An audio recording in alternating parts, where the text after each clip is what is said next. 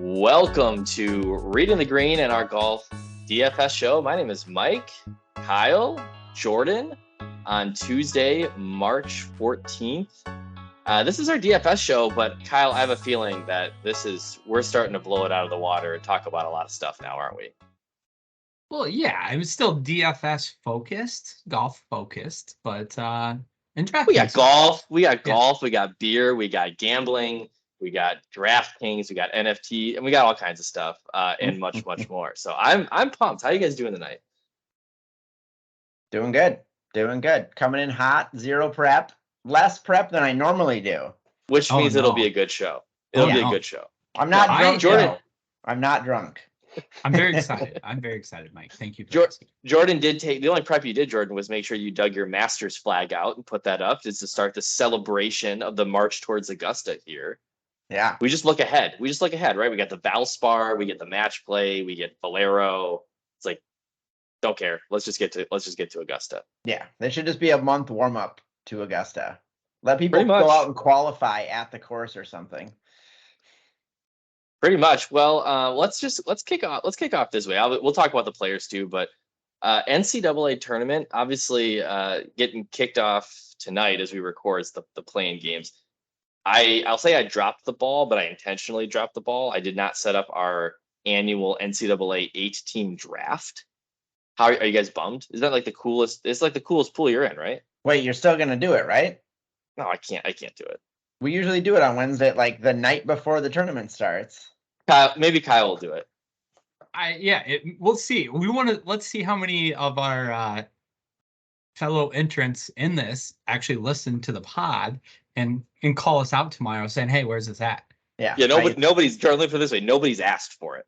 Yeah, that's true. Can you send that spreadsheet? I was gonna do that in my neighborhood though.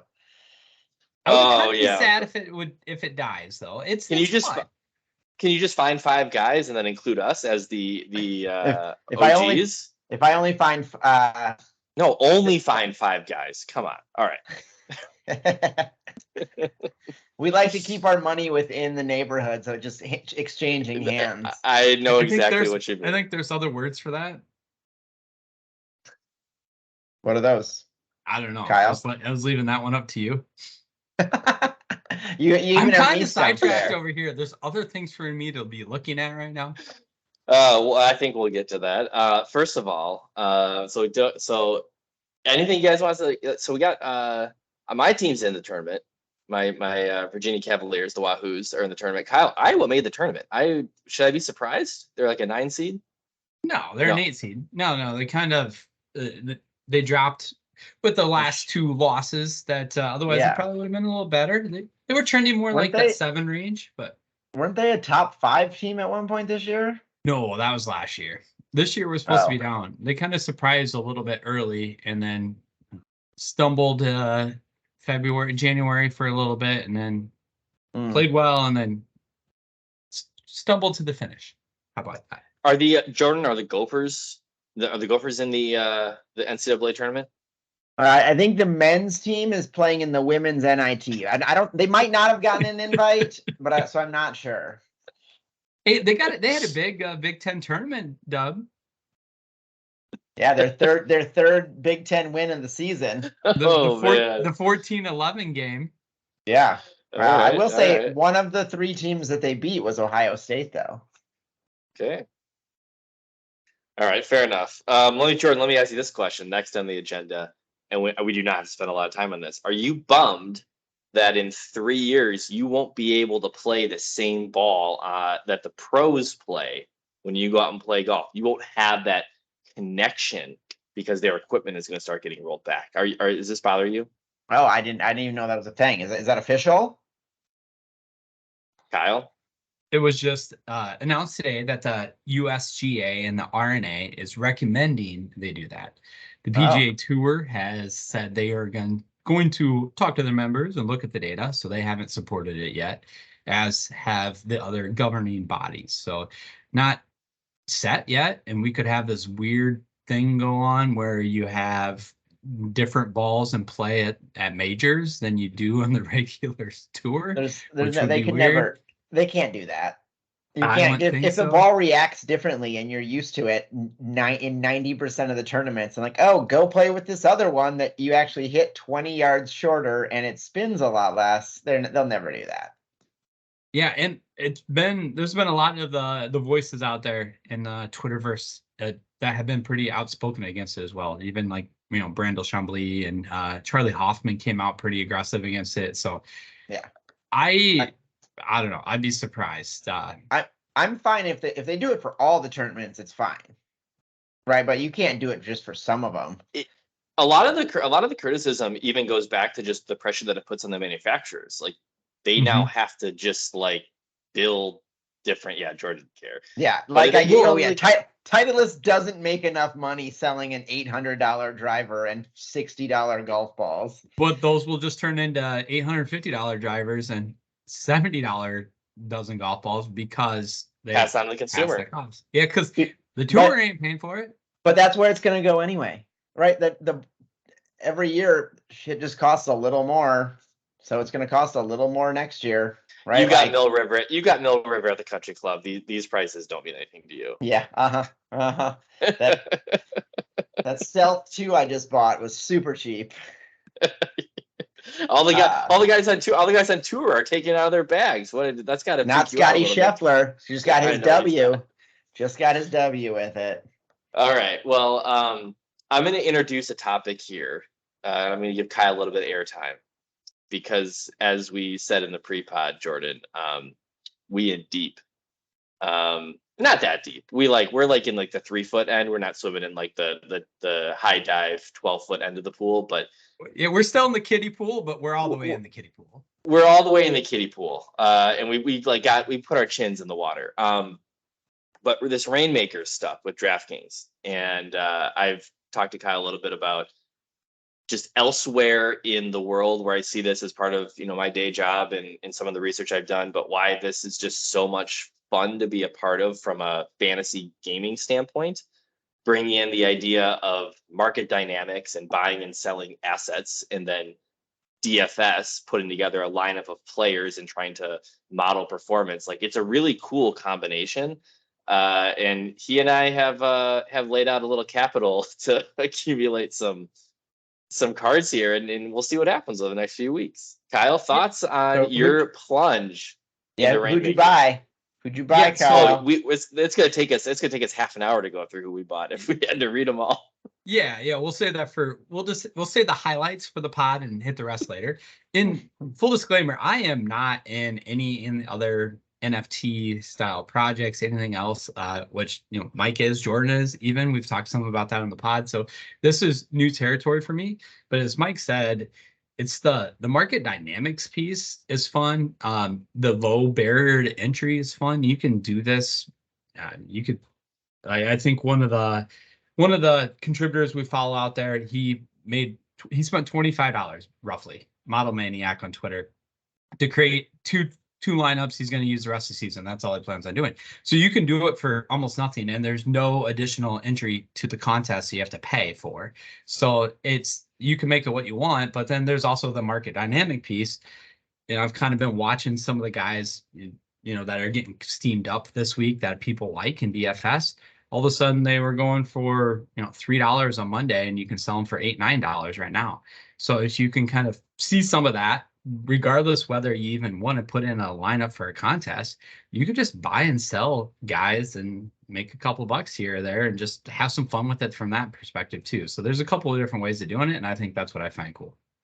Price points. Oh, go ahead, Jordan. Can we talk about how annoying it is that they didn't build this into their app and it takes you out to the website?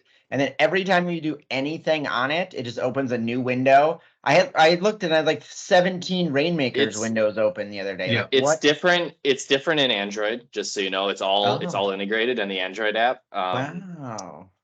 So the one good thing that Android does, there are still some bugs. Yes, it is super buggy, but what DraftKings experience isn't super buggy, right? Like, but the numbers that Kyle quoted there, the market prices for some of these players are at the core level, the entry level, and there's money to be earned. And we could talk about with the players. I won $20 with an entry at the Players Championship.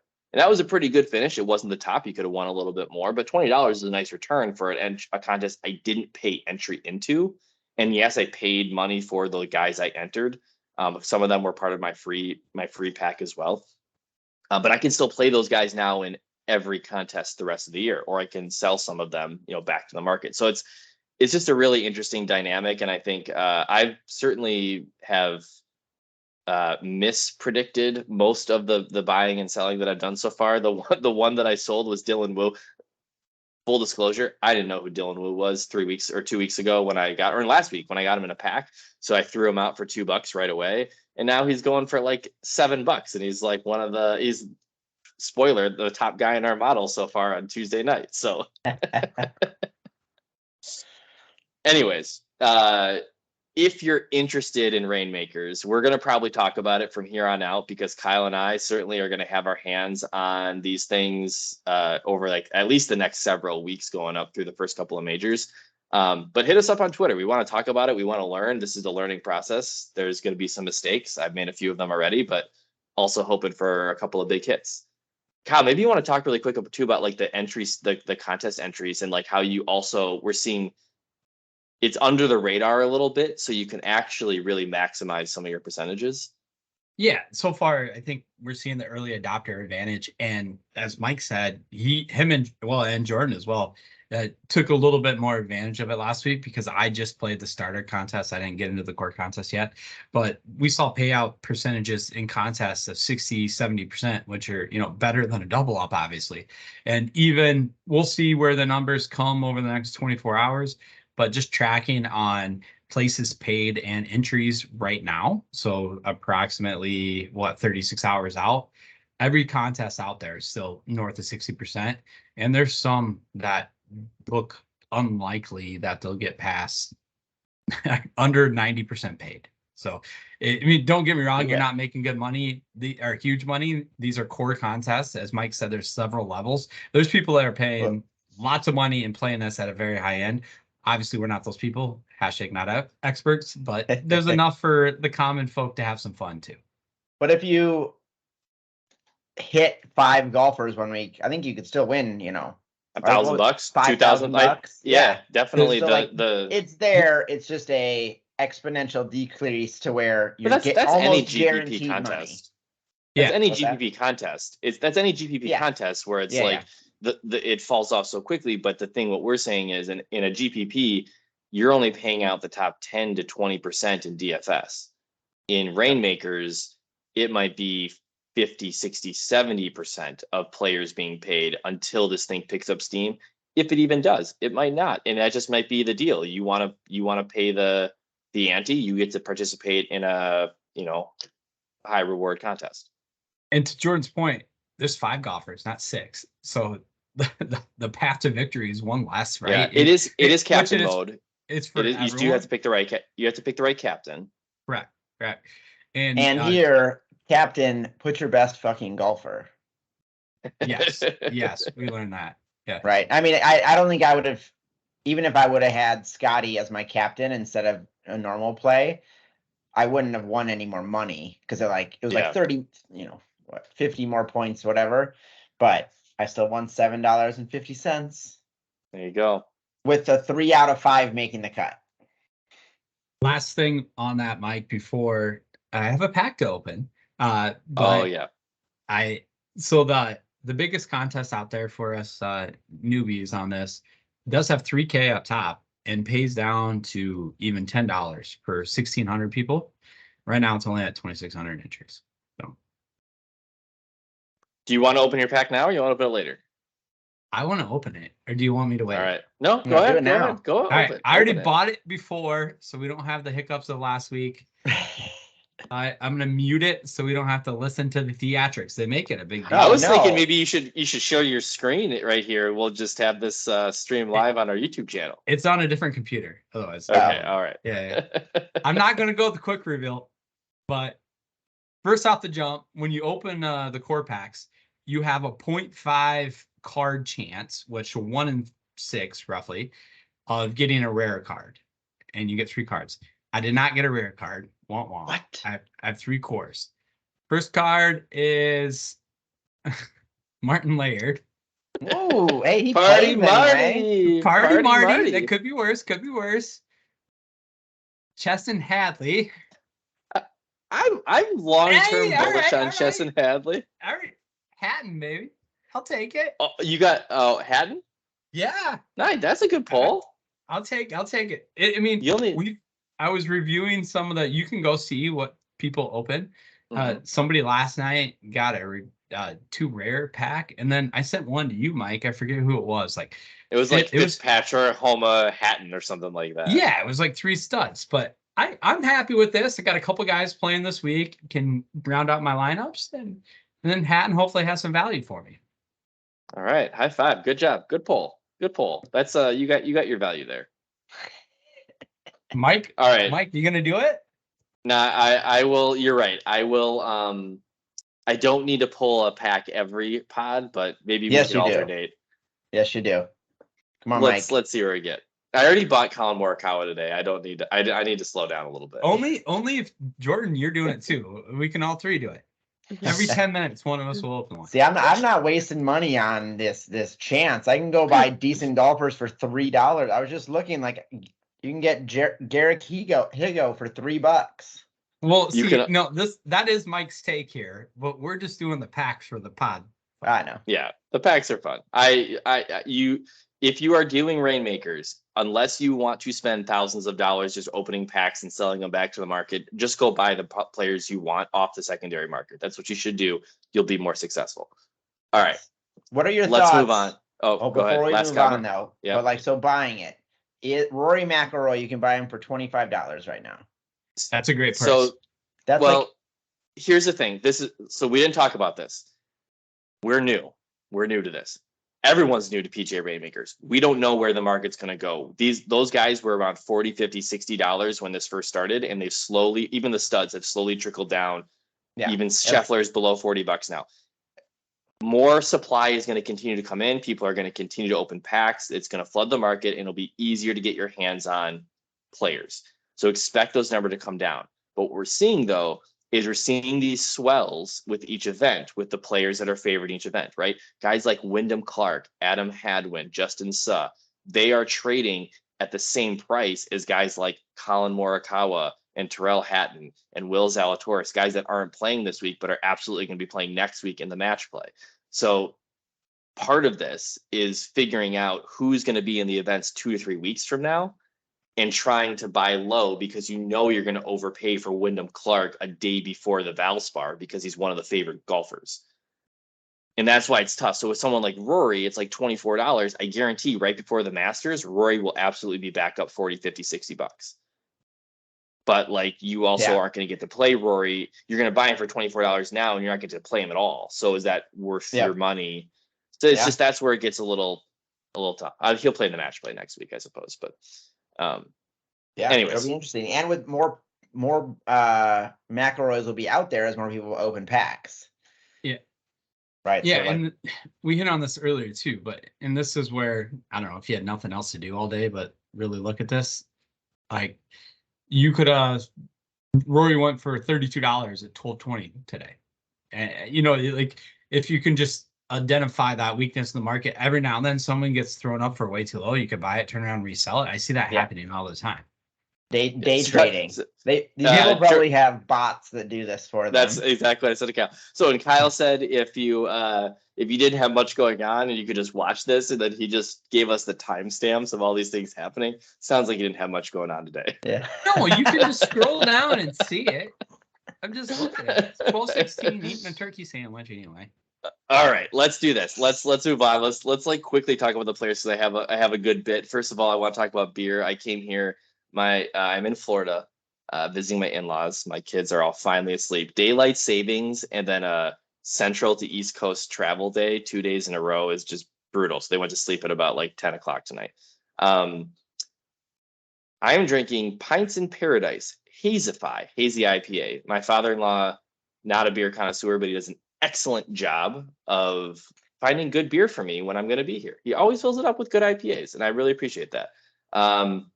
Usually I'm always a little concerned when hazy is in the name of the beer, like Hazify, but it's pretty solid. I got Nice. Jordan. I have BlackStack DDH Sponge Bath. I heard that was good. It is good. And that's so like when I'm at the liquor store, I always pull out the Untapped app. And if I see it and I just put in all the things that I see, and anything that's over a 4, I have to get. This was the last 4-pack in the very back. It hadn't slid down at Total Wine. And, my dad is an inch and a half taller than me. And I call him over to be like, hey, can you reach that? I couldn't quite reach it. I was digging in there. The super hidden one. I like it. Yeah, it's good though. I have an old, not a crazy one, just an old go-to every now and then. Fair State Mirror Universe, their flagship hazy. Yeah. Solid. Good standby. Yeah. Okay. Players Championship. General thoughts. I love watching the Players. It's a great golf course. I think we can talk at length how unfortunate the continued difficulty the PGA Tour has with getting rounds done on the day and the massive impact that had on the cut on Saturday morning. But wow, Kyle, if there's ever been like a cut sweat, that was a cut sweat, and that was a lot of fun. Yeah. Yeah, I had to love Mayo's live tweeting of it. Pat Mayo, if you weren't following along and you had a lot going on, it was fun. And I was wrong. I thought there was no way it was getting to +2. I know a lot out there, a lot of the people in the Twitterverse we follow were trying to will it to +2. I didn't think it was going to happen, but it did. And I mean, it didn't help me, and but it did. I know that this guy.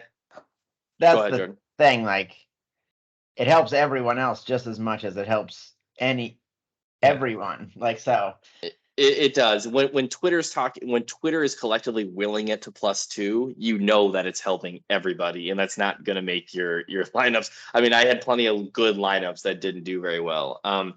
But the highlight for the move to the +2 cut had to be Luke List, who needed to make a par on his last hole I think that would have solidified the cut at +1.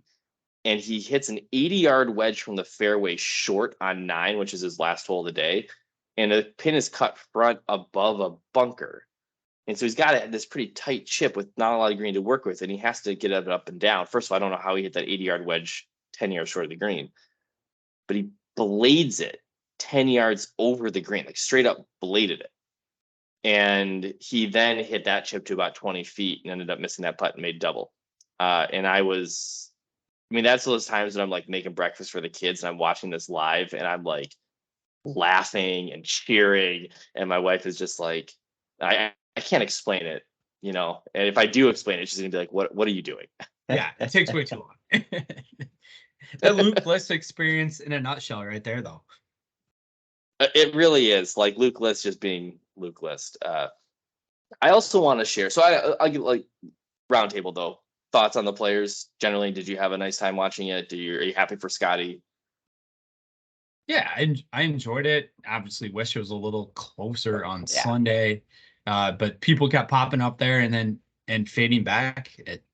Except for Scotty, he just was a machine when he's in the zone. Obviously we've had Round Pop a lot this year and Scotty, but when Scotty's there, it feels different than Rom being there. Right, Rom always seems to have at least some nerviness to his game, some errant tee shots here or there. Where Scotty ends up in a whatever that was, little bushy thing, and just whatever walks up, punches it out, hits it up, and may or may not make his 20-footer for par.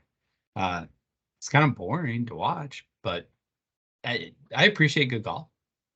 Yep. Yeah.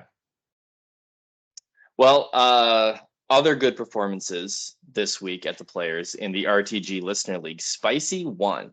Now let me tell you what Spicy won texted me at 11:44 on Wednesday morning. This is before the event.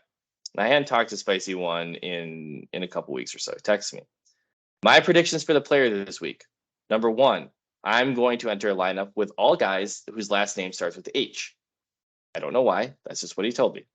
Number 2, Spicy One will win the RTG Listener League this week. And then lots of laughing. And so I responded to him and I said, okay, enter Homa, Hatton, Henley, Hahn, Hovland, Horschel. as I was just joking and grabbing 6 random players starting with H. And he just kind of laughed. And then he comes back and tells me that he entered Homa, Hatton, Hovland, Harmon, Hoagie, Hadwin. And it wasn't even close. It was a nice lineup. Yeah. I don't know how he got there. Would like to know a little bit more about his process. I'm trying to figure out the correlation to H. I'm not finding it. Like, is this team S week or what? Like, I would like some insight here. You know what? We play the name game every week, and we've never actually thought about using that in our actual lineups, but maybe that's the trick. So, anyways, congrats to Spicy One. Calls his shot, wins the RTG Listener League. JM Newberg, who I think won the previous week, ends up in second this week. And then, guys, it's been a while since someone from RTG caught some money. I maybe Jordan, you've been up there, but I got third place this week, and I feel really good about that.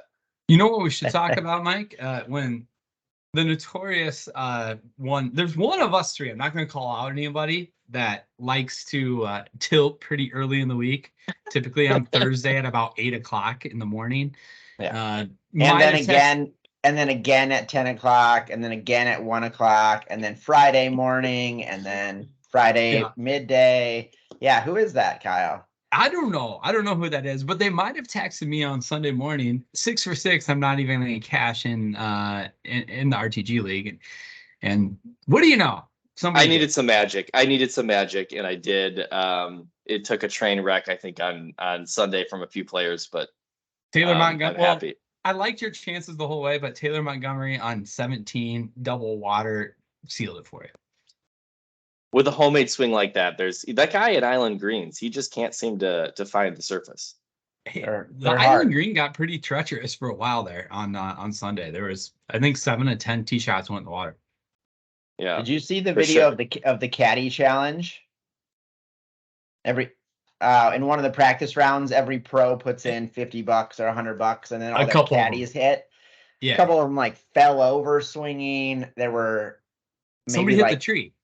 Yeah, it was awful. And then one of the caddies sticks it to 4 feet and wins the. I think they said sweet. What Spawn JJ Spawn, yeah, was like kind of filming it and emceeing a lot of it. And at one point he said that the pot was over 10 grand. Oh, that's pretty sweet. So the caddy got a nice. That's a fun deal. I like that. Yeah. I like that. Well, let me just round out a few things here on the players. RTG wise, I think we had another nice week. Our MPI, our highly ranked power index players, continue to be super solid. So take a look at that when we send out our top plays. If you were on Keegan and Rory this week, this was not a good week to be on them. Rory looked thoroughly disinterested in playing in this golf tournament. He was out pretty early, and it's a hard course to make up shots on, but. Yeah, certainly Rory flamed out, as did Keegan Bradley. And then obviously Scotty Scheffler taking down the win. Gutsiest play for one of our touts, Spencer Aguiar. He had Sung Jae Im. Not a lot of love for Sung Jae, although Sung Jae plays pretty well in Florida. Has a nice week at the Players. Our top contributor overall, though, Pat Mayo, back on top for us with Shane Lowry, Tom Kim. Neither guy really did that well. Shane Lowry made the cut on the number, had a nice weekend. Tom Kim had a nice Sunday. But if you had both the guys in your lineup, you could have built a nice lineup around them. Jordan, Kyle, go ahead. We also you went totally black for me here, so we'll see what the viewers get when we produce this. But I can see them. Oh, well, it's just me. All right. Yeah. No, all good. Yeah, I was gonna say a little disappointed in JT. Obviously he got through the cut, but didn't score super well. Keegan hurt, but I was glad to see Jason Day come through strong. Pretty good part of the lineup at $8,000 and ended up about 16th, 18th in scoring. So overall, could have been a better week. I still just haven't hit the perfect week so far this calendar year.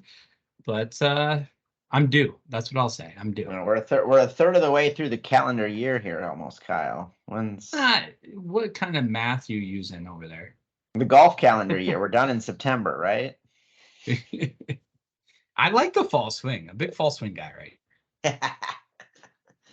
All right. Well, Wait, One and Jordan, done? one and done? Yeah. Is that what you were pitching over? Yes. Lot of money in play this week. We had 4 people with Scotty Scheffler taking home the 4.5 million, which is big. That's a lot. That's a lot of cash. One guy, Jay Krinsky, Tyrrell Hatton, only person, second place, 2.7 million. I think Krinsky was doing pretty poorly until this week, and now he really picked it up. We did have, ouch, 1, 2, 3, 4, 5, 6, 7, 8 people bring home $0 this week. And down at the bottom there again is Rock Chalk MN. Everyone likes to root against KU fans almost as much as Duke fans, but yeah, bad week to pick Rory. As far as the overall, we've got 2 guys over 7.5 million. They're not running away with it, but they've got a 2 million lead over third place. And then there's a lot of people in the $3 to $5 million range. Let me see, Kyle, where are you at? 3.2 million. Let me keep scrolling. I'm further down. I think I'm like 2.2. Keep scroll. Oh, there's Mount Cos. Only 2.4. Is it Mount Cos? Yeah. Mount Coes? Mount Coes. Mount Mount Coes. This is Coes, I always have MT Koziak as a lot of my usernames, and it just looks like Mount Koziak anyways. Fun thing, so 2 of the guys with Scotty, they were next to last and dead last, and now they're both top 5. Big money. It's gonna be hard now. We don't, there are some big purses left this year, obviously, but it's that lead is becoming pretty big. No, it takes one. You get I mean, Derek's been running away with it, and he just got past this last week. He's back to second. Yeah, because he picked Jason Day like an idiot who only got 19th place. That was my fault. He was my placeholder on Monday, and I fully intended to switch to Hovland, and I just blanked on Wednesday night. But it is what it is. Let's go and talk about the Valspar. I think it's time. So we get to head to. We're still in Florida. This is the end of what we'll call the treacherous Florida golf. Lots of water, lots of trouble, tough golf courses. Innisbrook, the Copperhead course in Palm Harbor, Florida, has seen Sam Burns win the last 2 years. Sam Burns made a long putt last year in a playoff over Davis Riley. I think Davis Riley had lined up a 30-foot chip, but Sam Burns stepped it right in front of him off the fringe and rolled in like a 40-footer for birdie in the first playoff hole. I don't have much on this course, Kyle. So what does your research tell you? What is rewarded at a golf course like this? And then where's the top of the bottle leaning on Tuesday night? Yeah, one of the big things people are talking about this week is the rough is up a little bit. So they've raised it a full inch over where it's been the last couple of years. Some of the scuttlebutt out there is Sam Burns has won back-to-back years with 17 under, and the course superintendent and the tour kind of want this to be more of a 8 to 10 under to maybe 11, 12 under type course. So I would expect to see some tougher conditions this year. At this point in time, it looks like the wind is going to be a big factor on Friday and maybe even Thursday morning, die down Thursday afternoon after a front comes through, and then pick back up on Friday. So from the course itself, looking at around the green, pops pretty much more high here than some of the other courses on tour. Also, it's important to hit that good drives category, which either can be some of your more accurate hitters, or if you're longer, to make sure either you're in the fairway or just off the fairway. So good drives games, not necessarily bombers, but not necessarily short accurate drivers either. You need to put yourself in a good position. A lot of guys here do take less than driver, but if you have more length, that can also be beneficial to you as well. And then you got to avoid some pitfalls. The 3-hole snake pit on the backside, my least favorite 3 holes in golf, but it can be a little treacherous for people as well. Looking at bogeys avoidance. I think, Kyle, you cautioned me last year on our YouTube page when I hashtagged snake pit for in our video description. You said clicking into that hashtag led to some interesting video content. Yeah, it was not. I was not a fan. I would not recommend if you do not like snakes. I don't know who that would be, but All right. so Well, at who this who are we point in playing this week? Yeah. time, yeah. Oh, we got some big tournament hangover, I would say. Some of the contributors are a little slow in getting out, so we don't quite have as many as we would like at this point in time. But leading the way so far.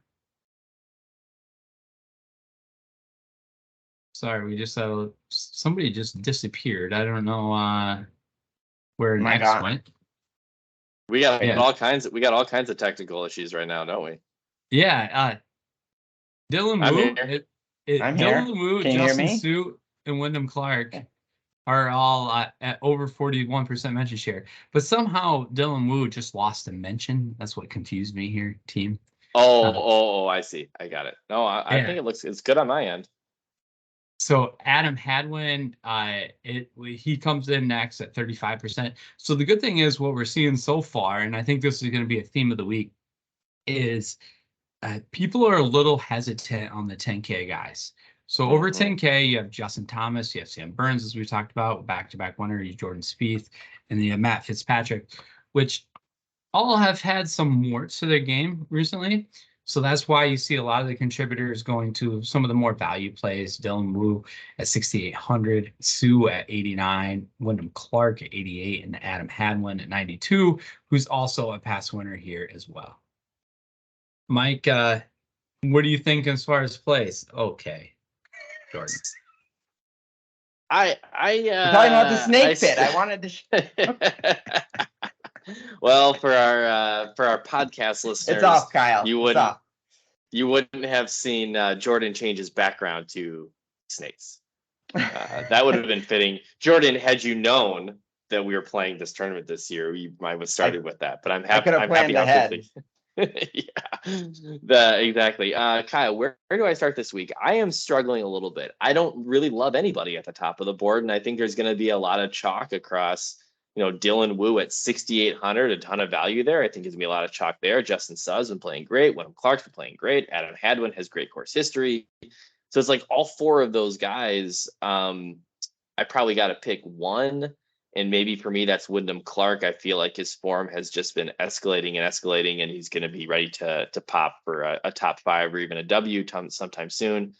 I'm going to be playing JT in Reignmakers, that's for sure.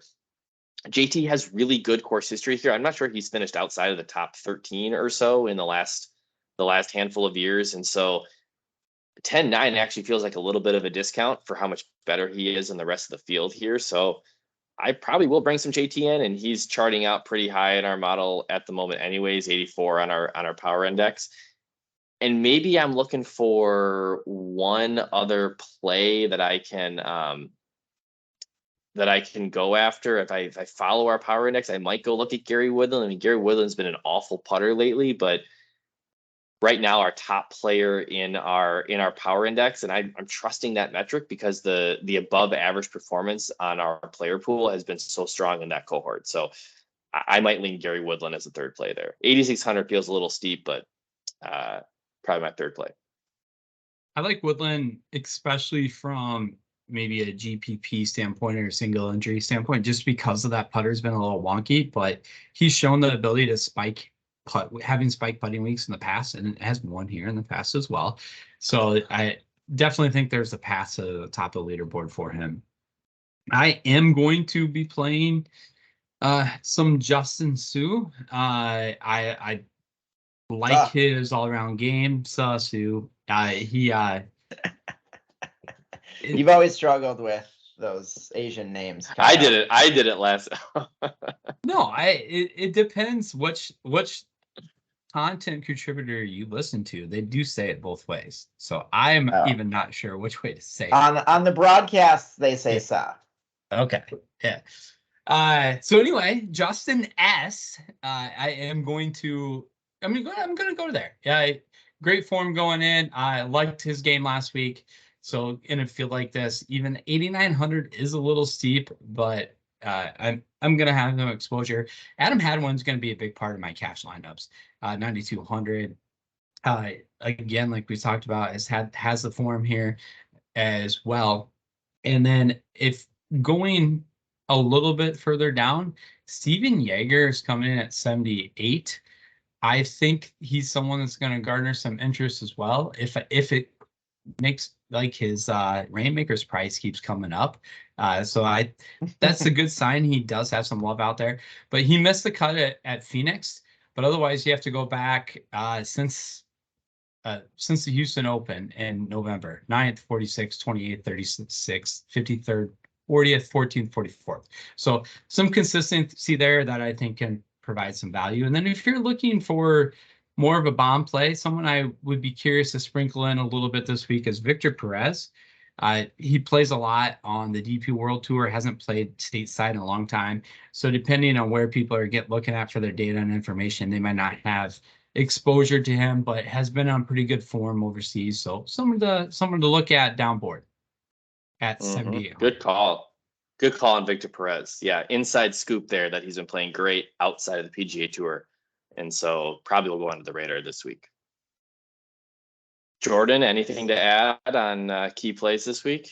I'm just going to give you one. He's a little more expensive this week, 8,400, but Ben Griffin just been a cut monster lately. Been playing really well. I don't know if I had him last week or the week before. He just keeps getting it done. He was the NPC walk and talk at the Players Championship. I don't know that I really learned a whole lot about hitting out of the pine straw, but they that bit has been doing all right. Yeah, and I like that they do it. They do it from the tee box to the first shot, and then he puts them back in and talks about it again. I am just waiting for someone to have a really, really shitty shot and just be like, just pissed off as they're walking like 50 yards to their next one. But no. Can we get Hatton on it? Come on. Yeah. There's no way. I mean, I think there's plenty of guys who have just said I'm a hard pass. Cantlay is one of them. Kyle, tiers. What are you thinking for tiers this week? I think right at the top, tier 1 is super interesting this week, and I'm curious to see how this plays out tomorrow. So, stand by our Twitter account as we get the rest of the data in and update it. So you have Justin Thomas, Jordan Spieth, and Matt Fitzpatrick. At this time, I'm probably gonna lean Thomas, but as we talked about, all those guys have warts. Thomas hasn't putted great, was struggled off the tee a little bit last week as well. Spieth, this kind of seems like a Spiethy course. Some of the magic beating seems to be at play, especially around the green game. But again, another guy that hasn't putted very well. And I mean, I just haven't loved what I've seen out of Fitzpatrick this year. So on Spieth putting lately, I mean, he's the kind of guy, like, he gets in these like habits on his reactions, but he's doing this thing now where he early walks these putts that he thinks that he misses, and then they go in. Have you like, it's happened like 4 times on the broadcast in the last couple of weeks. Wasn't that 18 at the Players? I think it was 18. He did it this past week. He just started walking, and he's I made it. Well, and that's the crazy thing. Not to go too far down a rabbit hole here with Spieth, but he's he didn't lose strokes putting last week. He didn't at the API. He did a little. He lost 3 strokes putting at Genesis, but it's not like he's losing massively. He's making enough putts to hang around and make it interesting, because he's went 6th, missed cut 4th, 19th, but the ability to pop at the top of the board has been right there for him. The ability to win's been there. He just missed too many, like at the API when he missed 4 in a row from 6 to 8 feet. So I'm curious to see how that plays out over the next 24 hours as we get the rest of the guys in. Right now, the lean Justin Thomas based on mention share and the strong NPI, as we mentioned, but I'm curious to see where that lands. All right, Jordan, do you have a name game? Yeah, I actually have 2. I came up with one that was none of them anything to do with the Valspar at all. Okay. All right. Well, I guess I'll give you a reason for the second one. The first one was alliterative names, but it was Harry Higgs, Cameron Champ, and Harry Hall. It started off because I saw Harry Higgs and Harry Hall, and I was like, maybe there are 3 people with HH names. There were not. But then I moved on from that one. So we're going to do types of alcohol, which, some of them are like drinking paint. So is that a thing? Or paint thinner? I don't know, right? Like Valspar, that's as close as I can get. Yeah, no, I like it. I dig it. And to the first one, Jordan, I try that all the time. Have a great idea, and you can't bring it Yeah, home. Yeah, couldn't do it. So we have Steven Jagermeister, which I think was used previously. We have Ben Remy Martin, and we have Will Gordon's Gin as our 3 plays this week. Listeners don't get one because I couldn't find another alcohol. What was the gin? Will Gordon. Will Gordon's Gin. Yep. All right, yeah. Well, as we're going here, we'll see if one of us can come up with a listener one as well. So see if who you gets to go first? like I don't know. I was just Googling like people's last names and the word alcohol and seeing what came up. Taylor makes a port wine. They could get there, but we can do Ben Taylor port wine.